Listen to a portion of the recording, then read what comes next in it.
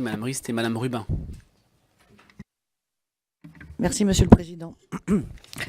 Donc dans la réforme du lycée que vous proposez, la culture générale pour tous les jeunes, culture générale compris comme les sciences dures, les humanités, les sciences sociales, la culture générale est donc réduite à peau de chagrin dans le fameux tronc commun.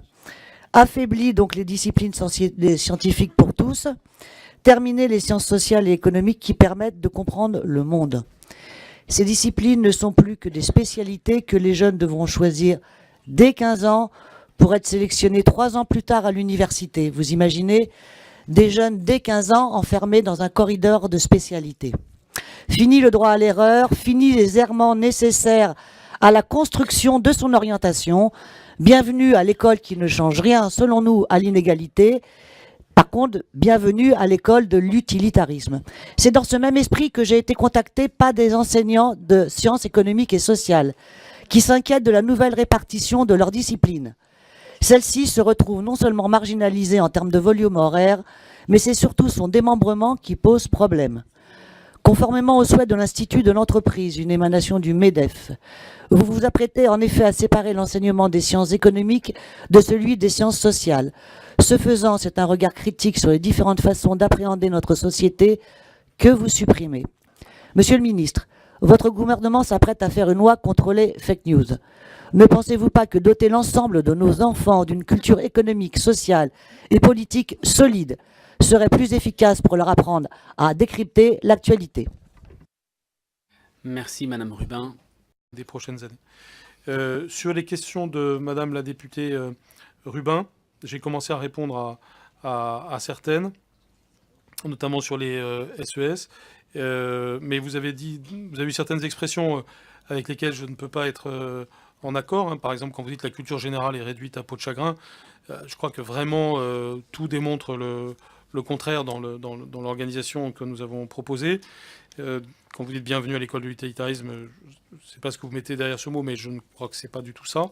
Et quand vous dites fini le droit à l'erreur, là aussi c'est pas du tout ça, puisqu'au contraire, nous permettez, vous avez parlé de couloirs, je crois, c'est tout le contraire. Nous enlevons les couloirs qui existent aujourd'hui pour aller vers un système où l'élève a des droits à l'essai, des droits à l'erreur, des droits au choix. Nous prenons le lycéen au sérieux avec sa possibilité de faire des choix, mais aussi sa possibilité tout simplement de se responsabiliser, mais aussi de changer de choix. Donc j'ai répondu sur le fait que sur vos craintes sur le découpage sciences éco, sciences sociales. Il y a ce qu'a dit Pierre Mathiot sur le sujet aussi. En fait, je ne sais pas s'il y a une question qui va venir après, mais il y a un élément en fait central dont on n'a pas encore du tout parlé. C'était une tentative de censure, dont on n'a pas du tout parlé. C'est que le ministre a indiqué tout à l'heure dans l'exposé qu'il y avait donc ce tronc commun ou ce bloc général qui avait ces enseignements de spécialité. Il ne faut pas oublier qu'on va vraiment essayer de faire un effort très conséquent sur l'accompagnement à l'orientation, qui est un petit peu le troisième pilier, qui est, je crois, fondamental.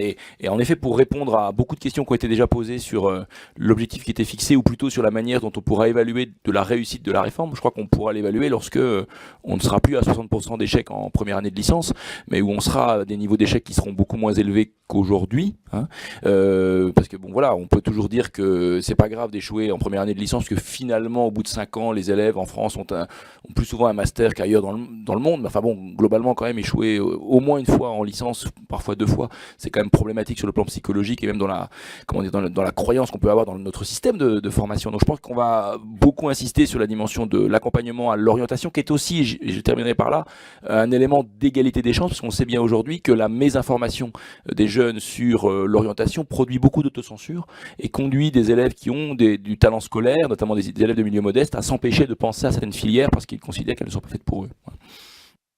Merci Monsieur Mathieu, et nous savons des prochaines années. Sur les questions de Madame la députée Rubin, j'ai commencé à répondre à certaines, notamment sur les SES, mais vous avez eu certaines expressions avec lesquelles je ne peux pas être en accord. Par exemple, quand vous dites que la culture générale est réduite à peau de chagrin, je crois que vraiment tout démontre le contraire dans l'organisation que nous avons proposée. Quand quand vous dites bienvenue à l'école de l'utilitarisme, je ne sais pas ce que vous mettez derrière ce mot, mais je ne crois que c'est pas du tout ça. Et quand vous dites fini le droit à l'erreur, là aussi, c'est pas du tout ça, puisqu'au contraire, nous permettez, vous avez parlé de couloirs, je crois, c'est tout le contraire. Nous enlevons les couloirs qui existent aujourd'hui pour aller vers un système où l'élève a des droits à l'essai, des droits à l'erreur, des droits au choix. Nous prenons le lycéen au sérieux avec sa possibilité de faire des choix, mais aussi sa possibilité tout simplement de se responsabiliser, mais aussi de changer de choix. Donc j'ai répondu sur le fait sur vos craintes sur le découpage sciences éco, sciences sociales. Il y a ce qu'a dit Pierre Mathiot sur le sujet aussi. En fait, je ne sais pas si c'est une question qui va venir après, mais il y a un élément en fait central dont on n'a pas encore du tout parlé. C'était une tentative de censure, dont on n'a pas du tout parlé. C'est que le ministre a indiqué tout à l'heure dans l'exposé qu'il y avait donc ce tronc commun ou ce bloc général qui avait ces enseignements de spécialité. Il ne faut pas oublier qu'on va vraiment essayer de faire un effort très conséquent sur l'accompagnement à l'orientation, qui est un petit peu le troisième pilier, qui est, je crois, fondamental.